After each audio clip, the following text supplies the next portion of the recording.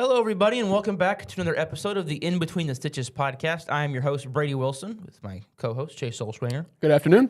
Yep, it is a good afternoon. It's, day before Valentine's Day, so I'm hoping that, dudes are trying to get in their last-minute plans and, trying to figure out, okay, what sports am I going to have to miss? And, there's, the good thing for Valentine's Day, not next year, if you don't know, the Super Bowl does fall on Valentine's Day next year, February 14th. So that will create some very interesting dilemmas for couples all over America. At least the next day, though, is President's Day. So most people will have off work, so you can make up for, missing that night, maybe. Yeah, but it's still kind of like, all right, so where are you taking me for Valentine's Day? Super Bowl party? In my car to Wingstop, then back home. Yeah, to watch the game. It'll definitely test some relationships. It'll be very interesting. But we look at the NHL first, and of course, we're in the Olympic break right now. And USA won 5-1 yesterday. I know that Finland got shocked; they lost. So it's it's been we're still in the opening kind of salvos of the Olympics, and when we get closer to gold medal games and all that, we'll probably cover it a little bit more in depth. Of course, Stars fans are a little pissed because Jake Ottinger is apparently the third goalie on the depth chart. I saw that. Behind Swayman, and Connor Hellebuck. So I think Stars fans a little miffed because Ottinger beat Hellebuck last year in the playoffs. The Stars have actually he's outdueled Hellebuck every time that he's played him this season, I believe. So I don't mind that as much as I do Swayman. I mean, Hellebuck was the MVP and the goalie of the year. I mean, he won all the accolades. He deserves it. I'm not taking away from that. Even though Ottinger, even though we beat him 1-on-1, Hellebuck obviously deserves to be the starting goalkeeper, in my opinion. Yeah, but I also think, that Ottinger, hopefully he gets an opportunity. I think he'll play. I don't think. A couple games. But look, on the bright side, though, I mean, if he doesn't play as much, that's fine. Keep him healthy. Keep him conserved. Get ready for the second half of the season. Yes, I've seen some Stars fans that have kind of held that belief that hey, maybe it's not the worst idea in the world. Anyway, I think that's really it for hockey. Really, we're still in the roster free, so there's really nothing else other than a couple games in the Olympics have happened. There's been no major injuries, I believe. No. Go ahead. Hopefully, it stays that way for everybody. Totally. Not even the Colorado. I don't even want the Colorado. I never want anybody to be injured. So we moved to the Dallas Mavericks, and Chase, there's a lot to talk about. Yeah. I'll start with, I think, the biggest thing I actually want to say, which is, all right, we got Nico fired. It was a great effort on everybody's part, right? We all deserve. Everyone deserves a little credit. Your contact is still Chase in my phone. Parentheses fired. It was fired, Nico, and then it's fired, Nico. Yeah. And I'm probably going to change it today because I think that it's time for Mavs fans to rally with the sell the team chants. I think it's officially that time for it. Now that we know that it sounds like Cuban has interest in repurchasing the Dallas Mavs. I think we'd all like to see Mark Cuban back and Patrick Dumont and the Adelsons out. And it's really, honestly, it's not terribly personal with Dumont because he has made the right moves. In my sports class on Tuesday, our teacher was explaining public perception. He just said, "Here, I'm going to give you an example. How many people in this room, on a scale of 1 to 5, in terms of favorability, how well do you feel about the Mavericks? Any 5s? None. Any 3s? 4s? None. 3s? None. There were a few 2s, and there were a lot of 1s. I was a 2. The reason I was a 2 was because they did fire Nico." Yeah, it's that question a year and 1 month ago. Everyone's two 5s up. Yeah, and so that's they have made some right moves by firing Nico, right? Retiring Aguirre's in Jersey. So they've done some things to help the public perception, but for me, I still want them gone. And not because I think they're really terrible owners, because, again, they've actually done something that a lot of owners don't, which is that they've admitted a mistake and changed course. Yeah. The problem is that I want Luka back at all costs. So I don't even care if it means Jason Kidd's gone. I don't care. I want Luka back at all costs. And I think that the Adelsons and Dumont, look, it's going to take them I think it's going to take them longer than they expected to get the casino. in Texas. I think what they should do, the logical business move at least, is sell the team. Try to at least just make your money back if you can. Maybe make a little. See what you can. But sell the team back with some grace to the guy that should probably still own it. And who's never going to sell it again. Mark Cuban, I think, has learned from this mistake. And then when the league wants to expand in a couple years, right? Because we're still at 30 teams for the NBA. And, baseball wants to get hockey and football at 32. I know basketball and baseball want to get to 32. When they get to 32, make your bid for a Las Vegas team and just put one right in the middle of the Mirage. I don't care. You know what I mean? That's what they should probably do. Because getting the casino boondoggle here is going to be very difficult. Yeah. And like you said, they don't care about basketball. Cuban did not sell to them because he thought that they could do a better job when it comes to the basketball operations. He sold to them because of their connections, their political connections on getting gambling legalized in Texas. They are the biggest donors, and he thought that there was a good opportunity for that to happen. Who would have thought that Luka being traded was a possibility at the time? You don't think about that. I mean, no, you think anybody who doesn't know anything about basketball would know not to trade Luka Doncic. So I mean, clearly that wasn't on his the top of his mind. But I think if they can get a profit. That's all they care about. I think they would sell for a profit. I think they would, like you said, Seattle and Las Vegas are the top two teams for an expansion. Supersonics want to bring the Supersonics back, and then Vegas would obviously get a team. But there was reports from Stein. There was another report saying that Dumont does not want to sell. The team's not for sale. There was that report about Cuban and another partnership going in on trying to make an offer, but Dumont said it's not for sale. I think what they're going to do is once the lease is up in 2031 at the AAC, they are going to build a new arena, probably at City Hall, if I had to guess. I think City Hall will be the new Mavericks arena. Interesting. Downtown. Not too far from where the AAC is located currently. City Hall, obviously not what it was. It's still a beautiful location, a lot of land. I think they get their stadium or their arena built there and they sell. That's what I think they do, because once you have a new arena, the value of your team goes up. That's what I think they do. But yeah, I mean, obviously we want them to sell. Going back to what you're talking about, selling the team chance. I mean, I don't think it's not worth it from what all these players have had to go through with Nico and the process of him getting, the boot. It's not worth it. You got to focus right now on Cooper and the team's future, because it is extremely bright.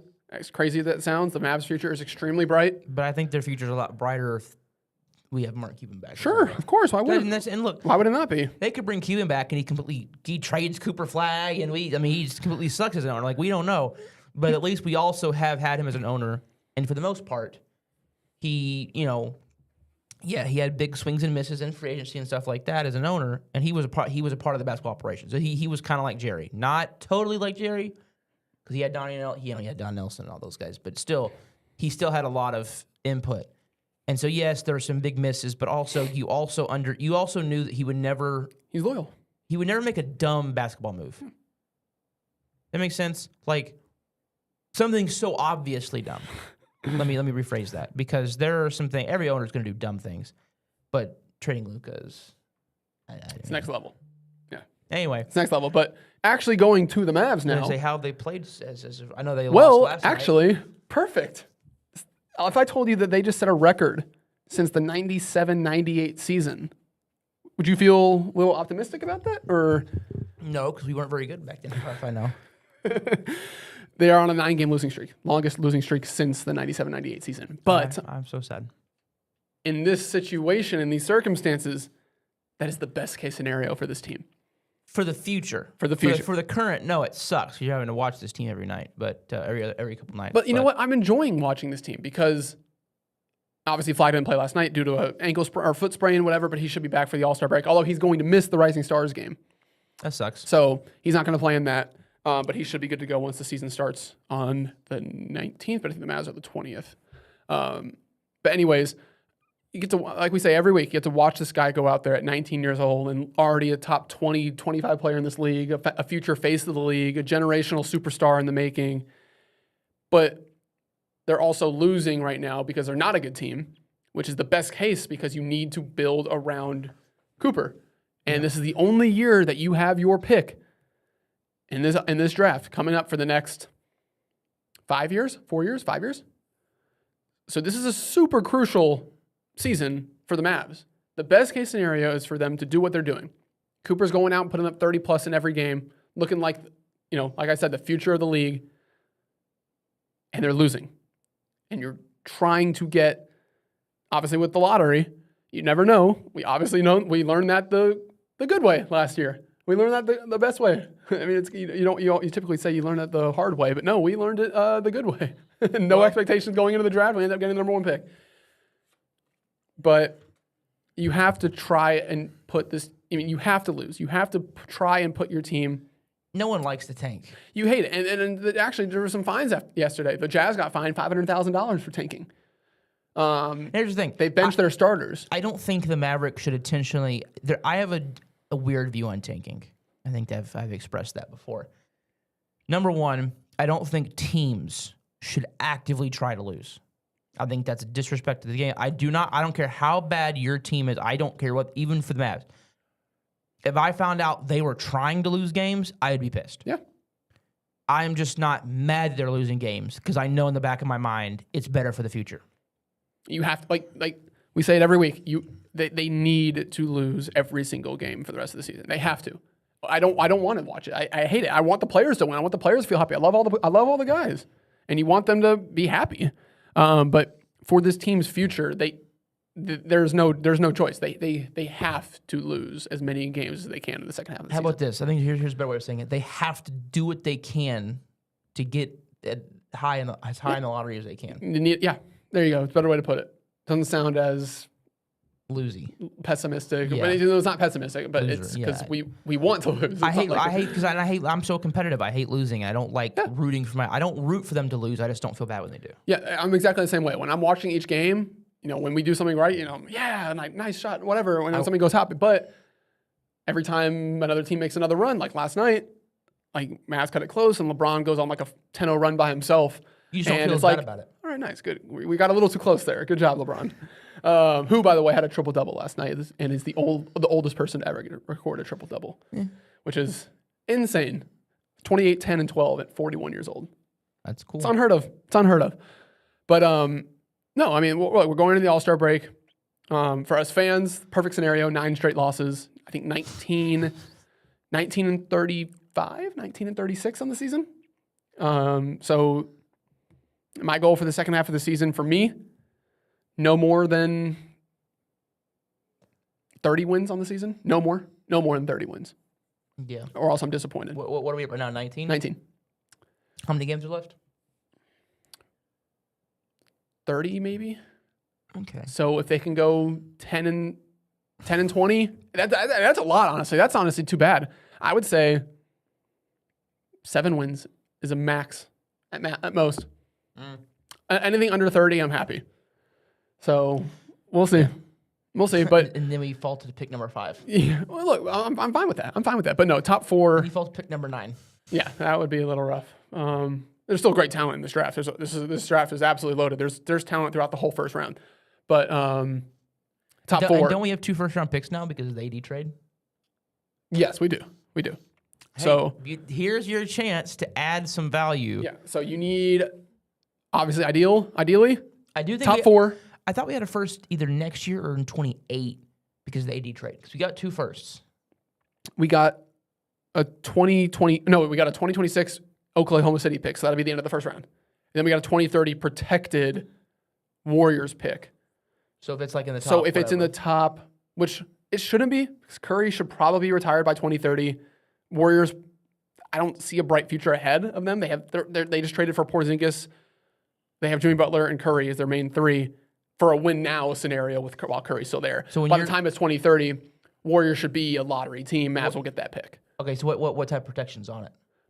It might be lottery protected. I don't remember exactly what it was. So that means that if it is a lottery pick, they keep it. If it's anything outside lottery, Mavs get the pick. Okay. I'm not sure exactly. I gotta remember what it is, but I can't imagine the Warriors trading away anything valuable in 2030 just because they should not be good in 2030. But we'll see. We'll see. But I'm happy right now. I'm happy. We're just kind of going through the motions. As Flag fans. develop and lose, and that's what we're getting. I'm cool All with right. it. Well, we moved to the Rangers, and there's been a bit of injury news already. Jason, Yeah. have you seen it? Nabil Chrismat already needing Tommy John surgery, or he tore his UCL. First bullpen session of the season, and he destroys his UCL. And then, of course, Sebastian Walcott. That's what I was referring to. Yeah, I didn't even know about Chris Matt. Tore his UCL, awful. and so he's gonna have to have surgery on it, and he'll probably miss the entire season. Frustrating. Top prospect. One of the things, you're hoping that he needs one more year, and then 2027 is the year that maybe he makes the opening day roster. And even a potential call up this season. And Maybe. he's hurt, and so now it's probably gonna be 2028 before you probably see him in the big league. So it's just a little frustrating for Rangers fans. But camp has started. Hopefully we get no more injuries. Please, God, can we? That would be terrible if we keep getting injured. We cannot have the injury bug bite us this year. It bit us bad last year. We have to try to stay as healthy as we can this year. Yeah. I know there's been some pessimism online, about the offense, and I completely understand that pessimism. The problem is that actually there's no problem. They're just I like the pitching moves that we've made. I do not like the hitting moves that we've made. We have not. And I know what I said last week about, hey, maybe Miguel Andujar didn't want to come here. That's fine. But you're telling me that you weren't making offers on anybody else? You know what I mean? Come on. You got to be able to convince one guy to come here, I'm laughing because Bobby Bell at the ticket was comparing. Hey, 1053. Or 153, sorry. No, not the ticket, 1053. Bobby Argentine, I know them all.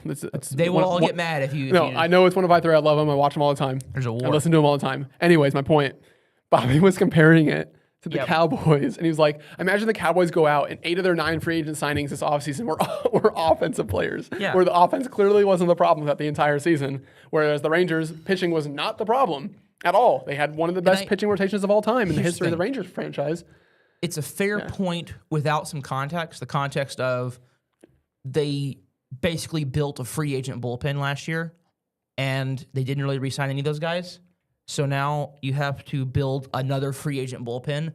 So we knew that a lot of signings were going to be relievers, trying to remake another bullpen. But you had 2 big acquisitions. I think what frustrates me most, Chase, we had 2 big acquisitions. They were both trades. They weren't free agent signings. It was Brendan Nimmo. It was fine. You traded Mike Simeon. Yeah, it was a good old 1-for-1 swap, an old school baseball trade. And we got the moment. We got, as much as I love Marcus, Nimmo is the better player currently. We cut some salary for the year, and we filled Garcia's spot, and we have some internal candidates. We have better internal candidates at second base. I think we do right field. I think that was their thinking. Yeah. And then your other one was Mackenzie Gore. I love Mackenzie Gore. I think that if you can sneak your way into the postseason, your top 3 is phenomenal. Yeah. And then Leiter is your fourth. You won't need the Dunning-Heaney combo as your 4th starter, right? You can have Jack Leiter as your 4th starter. I'm pretty good at, and switch to his dad's number. Kind of cool. Ow. Sorry, hit my knee on the thing underneath the table. But, and I understand that sentiment from a lot of Rangers fans that, the biggest acquisition you made on offense was Brendan Nimmo, and the second biggest acquisition you made was Danny Jansen. That's not what teams that are trying to win a World Series do. You would hopefully have, even a Luis Arraez, something to try to, but I think they're hoping that... bounce back years. I think what they're hoping beyond just bounce back years is that I think they realized they had a lot of success with, sorry, if you hear any boom, there's people outside doing stuff. They had a lot of success with the Little Rascals, with Michael Hellman and Cody Freeman and Sam Haggerty. And I think what they're hoping is Osuna. I think what they're hoping is that those guys in a platoon bench role, right? Especially, I think Cody Freeman, who I'm a big fan of. I think he's a really good player. I think he gives me some Ian Kinsler vibes. Maybe not as much pop as Kins had, but and that's Chase knows that's high praise from me. because Kid's my all-time favorite. So, but I think that's what they're hoping for. That, hey, if we can platoon second base, platoon first base, platoon DH, maybe we can manufacture some offense. That makes some sense. But thankfully, you still have every lineup needs a nucleus, needs a center of ground. It needs something that and we have ours still, which is Corey Seager, thankfully. All right, we're one knock on the table again for that. But outside of him, yeah, you're banking on Wyatt Langford you're banking on a lot to go right again. You're banking on Wyatt Langford progressing as a player. You're hoping that Evan Carter can give you just some health this season. You're hoping that Brandon Nimmo's numbers don't continue their downward trend. You're hoping that Jock Peterson, maybe it was he was wearing the wrong number, and he didn't feel like himself. You're hoping Nimmo had a good year last year. Yeah, but his numbers have been going down. Baseball's big on your numbers were still fine, but 3 years ago they were really good, and they've gone down since. So why? Right? They've gone from great to good. I don't want them to go from good to average. Right. They're hoping that Berger stays healthy. They're hoping that Higashioka can, I actually like Higgy as an offensive catcher. Mm-hmm. I think that they were very loyal to Heim last year, and that's what they were worried about. Who do we play more? I think now you have a really solid, you have two, they're good defensive catchers, but Danny Jansen in his career, in my opinion, at least when he came up, was more known for his bat than his glove.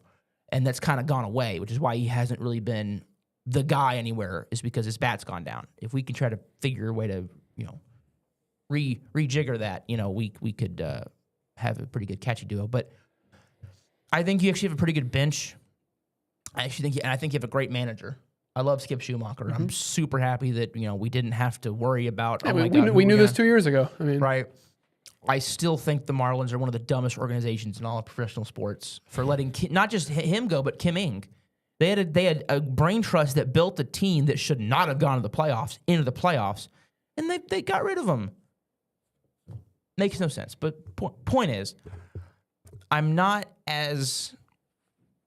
concerned, but I'm also, because I'm trying not to smoke the hopium, but it's hard because I want to believe that Langford, Seager, we have offensive weapons.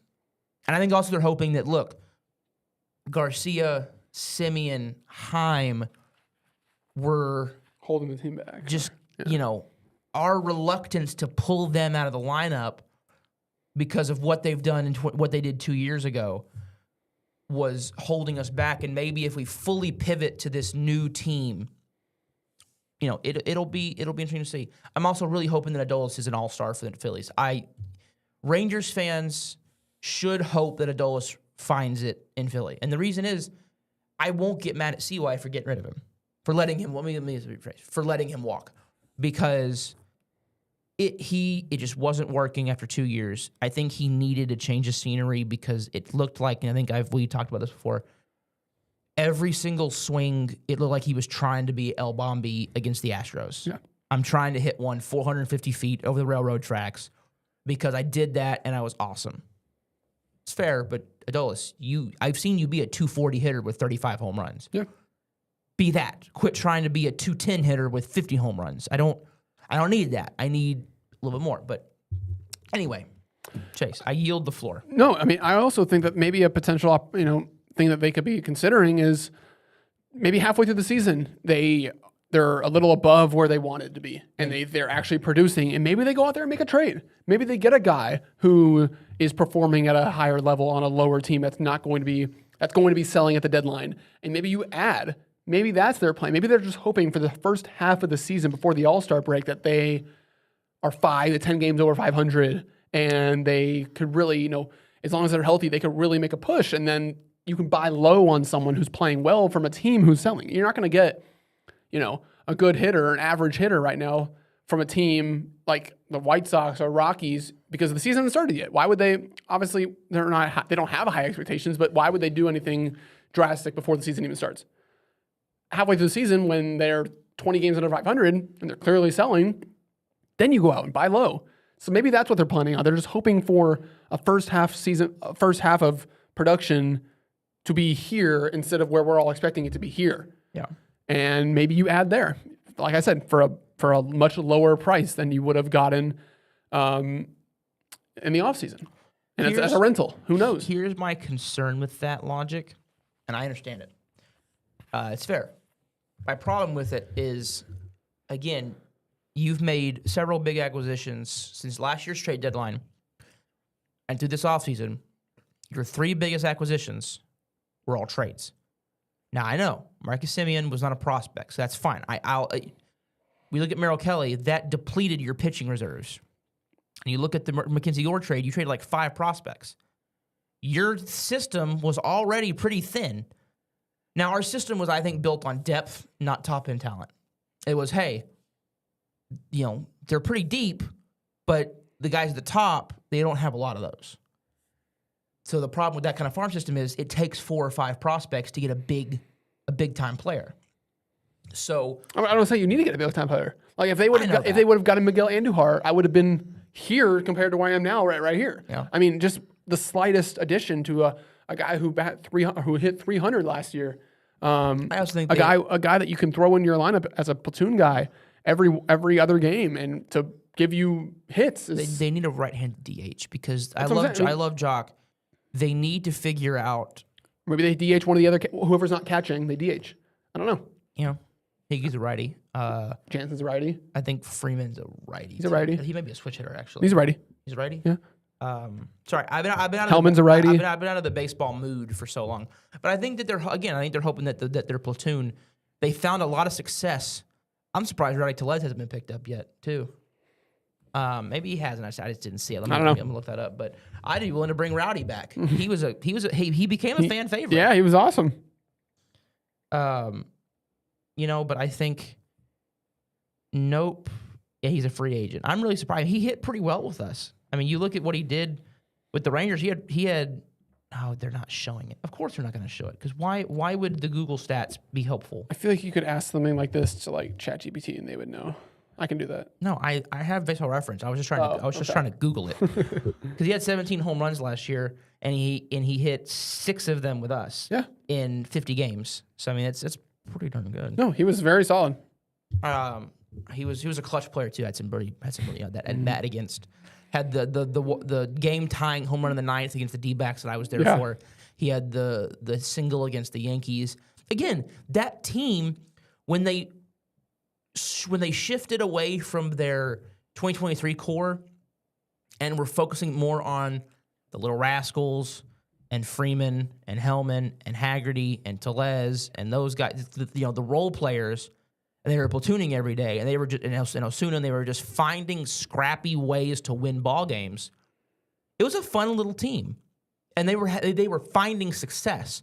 The problem was that they ran out of time. They had that Houston series that became so crucial where they needed to just win one to stay in contention, and they got swept. Yeah, they just didn't.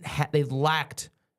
They hadn't built up enough of a good record. If they'd had a really good record. If they had a whole season of that kind of success, like that run produced, maybe they don't need to win those 3 games in Houston. But I also have said before, I think the West, wide open. The A's are ascending.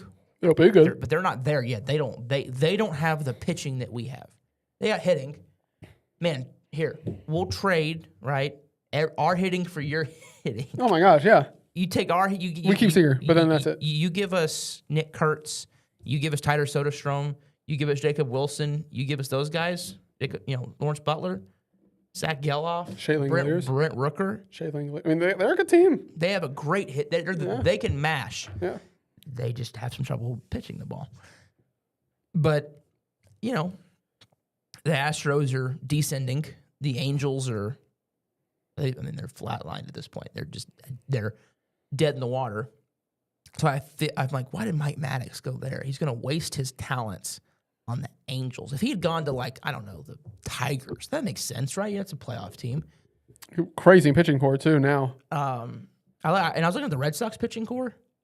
Man, they got Crochet, Ranger, Bayo, and Sonny Gray as their top 4. That's a hell of a top 4 from Boston.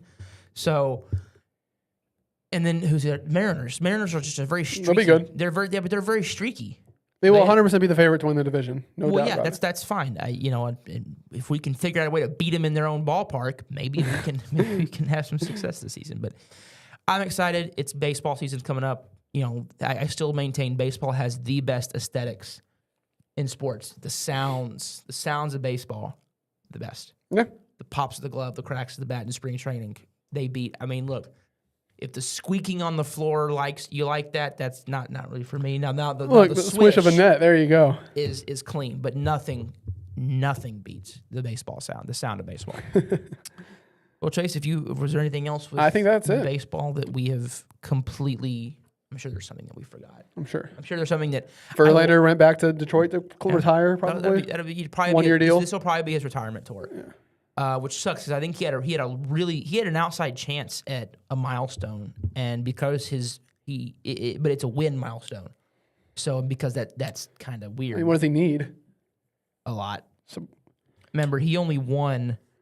Yeah, we were hoping that's what it was. It was if he has a really good year, if he goes out there and wins 15 games, maybe he would need 2 more years. He's at 266 wins. Not gonna happen. So he's 34. He probably needs 3 more years. Even then, you're pushing it. I mean, at that point, in 3 years, he'll be 45. I mean, that's Nolan Ryan territory. He'd have to win literally every game this season that he pitches, and it might not even get that many starts anyway. No, he won't get 32 starts.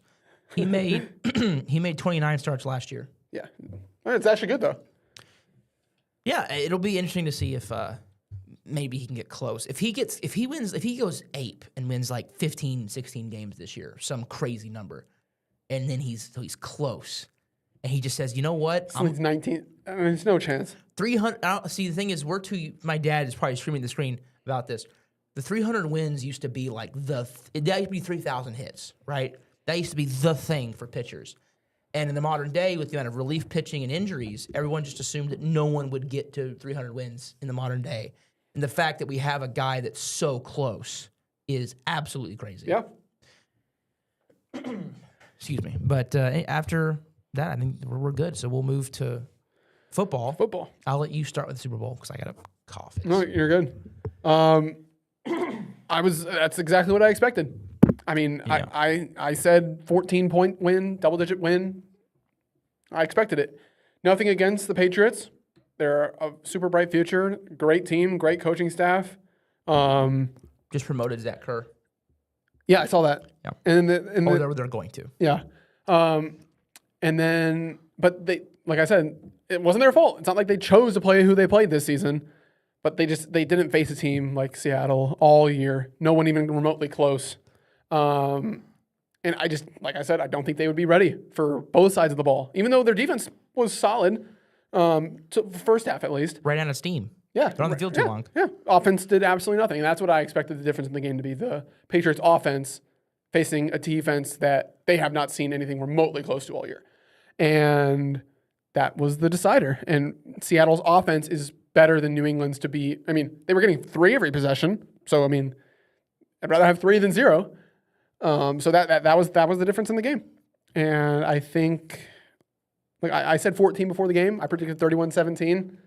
I was close, kind of. Yeah, it's I mean, the Patriots just did not have it that day. Mike McDonald is a blitz wizard. Wait, hold on. I think your mic is out. There we go. I think that it kind of went the way at least non-Patriots fans were expecting. I know Patriots fans that were like, "Nah, bro, we're a good team. I'm not scared of Sam Darnold." Yeah, it didn't really work out that well for him. Yeah, that sucks. I'm sorry, but the Seahawks were the better team, and I think everyone that knew ball, that wasn't in the game with some bias involved, knew that this was. If the Patriots can you were really banking on Josh McDaniels just absolutely calling a masterpiece, and he did not call a masterpiece. And then who was it after the game? I think Devin Witherspoon said that Mike McDonald had some sort of scheme that he kept under the radar, which is why Witherspoon had like 3 sacks. He said he found something that nobody had attacked all year. And I think it was just corner blitzes. And my gosh, I mean, Patriots O-line just looked awful. Like they like, why were they even there? Like, why even show up? Will Campbell So, did not have a good day at the office. Not at all. And he's I don't like the ripping that he's getting on social media. But what's crazy is I don't think he actually had the worst game. I think Jared Wilson had the worst game. I think Jared Wilson, I saw a thing and it was they figured out that Jared Wilson had a tell. And it's when you see it, once it's pointed out, you can't unsee it. Jared Wilson does something that a lot of young linemen did. In fact, when I started playing, I did it, and I had one of our defensive linemen. I was on the scout team. He went, Brady, he says, I'm telling you because you're doing something, and it's making it easier for me, and I want to help you out. I'm like, okay, what am I doing? He's like, before the snap, scout team was this. They would tell us as a scout team line, okay, you're going to do this. You're going to block this guy, whatever, right? Here's the play we're calling. But we're not telling the defensive linemen because these are our starters, right? So they need to practice. They're not going to know the plays. So it's practice. And so if I knew I was blocking some guy, I would stare him down. I'd hand in the dirt and I'd be like this. I'd be like this. I'd be staring at him. And Rolando came up to me and was like, hey man, you're staring at if you're coming after me, you're staring at me. He went, what you need to do is either look at somebody else, right? So it doesn't tell me what you're doing, or look at the ground, look straight ahead. Don't look at who you're blocking because it tells them, right? Okay, and it makes it easier because it makes me that much quicker to know you're about to try to block me. Yeah. And there were a couple times, and you can see it on the plays. Jared Wilson, hand in the dirt, and he's staring. I mean, he's staring down the guy he's about to block. And he did not have a good day at the office, and neither did Will Campbell. I'm not buying the arm length thing, and the reason being, I think there are problems with his pass set. Number one, that was actually pointed out that I didn't notice was that he's not pushing because it's for me it's hard to see it in real time. You kind of have to slow it down. He's not, and I wish I could get up and show a demonstration of what I'm talking about. When you're blocking your left tackle, right, your right foot's in front, your left foot's in the back. When you kick step, you kick off from your right foot. You push from your right foot, right? And it gives you a power base. What Will Campbell is doing is he's taking his left leg and he's yanking it backwards instead of pushing. He might be injured. This could be an injury thing. They said he was. This could be a right leg he doesn't feel comfortable pushing off. But there are certain times where you can see his right foot and it's not on the ground. It's that foot should be on the ground. And there are times where he's like floating. Well, if both feet are off the ground because you're yanking he's taking his left foot and he's using that to propel him backwards. You have no power base. When a guy comes to hit you, right, when you kick off from your right leg, you're able to plant with your left leg, and that gives you a base. When you're yanking with your left leg, it's not stable, and your right leg is not stable. So you got two unstable legs, and when you try to absorb power, it doesn't work out too well. So, I haven't gone in and watched the film on the Super Bowl, mostly because I don't need it to tell me what happened. I watched. If it was like a close game and I was curious about some things, yeah, I'd go in and watch the film. It was butt kicking. So there's not, I can tell you, those corner blitzes, all right, we're going to bring, 5 guys up to the line. 3 of them are going to rush, but then 2 DBs that you didn't see, they're going to come rush. And it was a good game from Seattle. Hats off to them. They built a great team. Mm-hmm. And it is now officially NFL draft season. And exciting. I meant to do a mock draft for us this week, and I completely forgot to tell you. You told me. Did I tell you? Yeah, if you have one, I have mine. I did not do one. Okay. Because I completely forgot. Although mine needs to be a little updated, but. So what we'll do is we'll save that for next week. Okay. Because everyone knows I like to do 4. Post-Super Bowl, and then maybe a week post-Combine, right? And then like the start of April, so after free agency, has kind of really, a lot of the big free agents are gone. Because not only baseball free agency, where it's, it takes 2 months for everyone to sign, 3 months for everyone to sign, and even then, we're in spring training, and there's still guys that are not signed. This is football, where in 1 month, most of the big guys sign. And then we'll do one, obviously, the week of the draft. And obviously, all drafts will change. All drafts will be more serious. I think we like to put it like, obviously, our first draft next week will be just, It'll look weird. extremely raw just off of the NFL season. Like we Yeah. know, I mean, like you said, there's still going to be signings. We could draft someone to somewhere, and then immediately in free agency they sign that position, and we're like, oh well, they're not drafting that anymore. Yeah, that's what the Cowboys. If they go out and re-sign Jadeveon Clowney, right? Yeah, they're probably not. Hold on. Sign Jalen Phillips. Okay, edge just became something you don't need to attack in the first round. Right. Defense. And before anyone goes, we have money. A lot of money. Currently negative. A lot of money. But there will be a lot of money as long as they do it right. They have to do it right. Speaking of the Cowboys, since we've moved off Super Bowl now, the Cowboys have hired another coach. Yeah. So now the staff looks like this: defense coordinator Christian Parker, defensive line coach Marcus Dixon, outside linebackers coach Chidera Uzo-Diribe. Hope I didn't butcher that name. And so this is interesting. You have an outside linebackers coach and an inside linebackers coach, which tells me that they're separating those two positions. It's interesting. And the inside linebackers coach is the new guy. It's Scott Simmons. He's the defense coordinator from SMU. Again, I love how they're just doing everything outside of what the Cowboys have always done historically. Yeah, I mean, they're going out and getting just guys I would never have predicted in 1,000 years that they would sign. Guys from college, guys from other NFL teams. I mean, they're doing what they're supposed, what winning teams do. yeah. I mean, I have no sense of optimism until they do what we all know they need to do in the draft. But they're doing the right things. Yeah. And that's what you have to do. You have to take it, like Jerry's taking a step back and letting his staff build a staff, which is awesome. So here's the thing. You look at the staff. I'll keep going. Yeah. Derek Ansley, past game coordinator from the Packers. Ryan Smith, he was the Cardinals DB's coach. He's our DB's coach. J.J. Clark, assistant linebackers coach, and assistant DB's coach, Robert Muschamp. Now, here's the interesting part.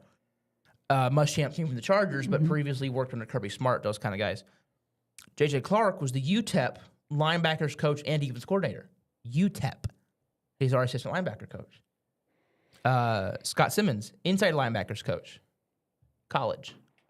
Chidera, our outside linebackers coach. College. 3 guys straight from the college ranks, which is how they built their offensive staff. Connor Riley from Kansas State. Junior Adams from Oregon. So they've definitely put a major emphasis on not just coaches with college experience, but coaches straight from the college game.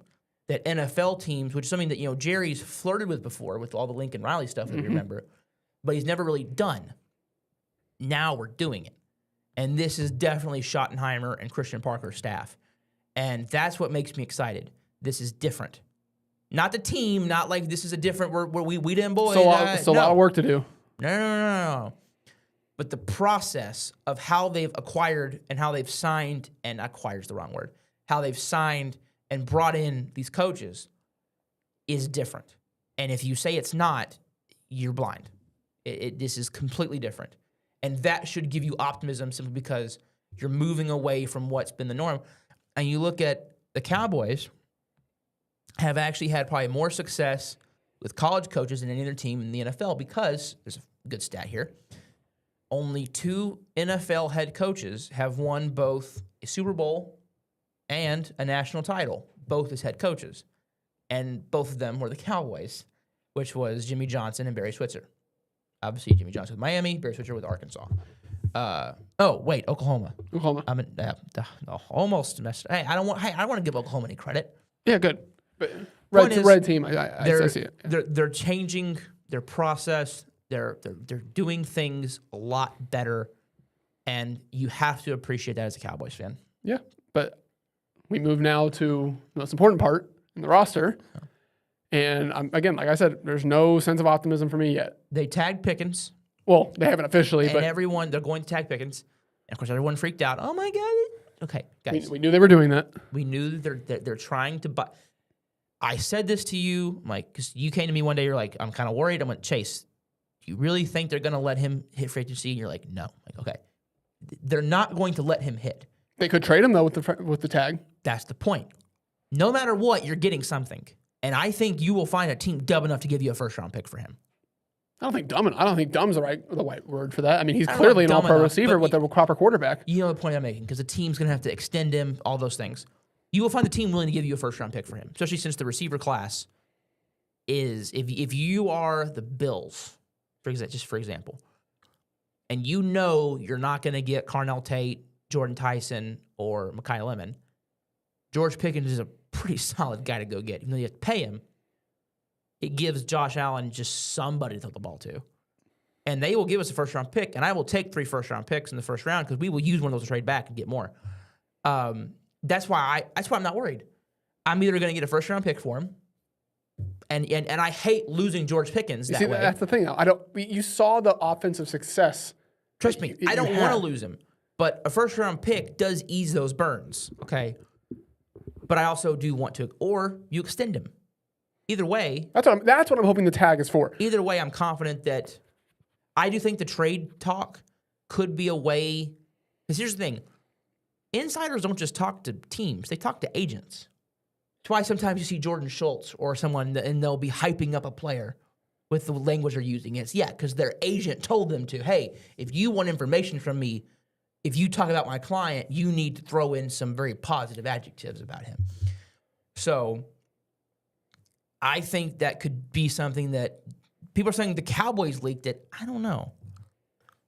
I feel like that could be an agent leak trying to up Pickens, his Dave Mulligetta, trying to up the value of George Pickens by saying, hey, the Cowboys might trade him. And that way, if a team contacts him and says, hey, are they trading him because we would offer him $35 million a year? Or if they say, I don't think they can do that, but hey, we're offering more than the Cowboys will. He's got to listen. And as an agent, he has to listen. Yeah, but again, his job is to get his client the most money. What I think they're doing with the tag is that they're just putting it on him to get more time to negotiate a deal. Absolutely. I'm not sure that he'll play on the tag. He might. I mean, it's still $28 million, $29 million, whatever the receiver market is right now. But guys want to get paid. Guys want to have that security that, that if in case, obviously we don't hope anybody gets hurt, but in case something does happen, you have that financial security. But that's what I think they are doing. I think they're putting the tag on him, or they're going to put the tag on him. When can they do it? Middle of March? Yeah, I think somewhere in there. Middle of March is when let me look at when free agency opens. When they're officially able to start doing things. Well, they can extend them right now, I believe.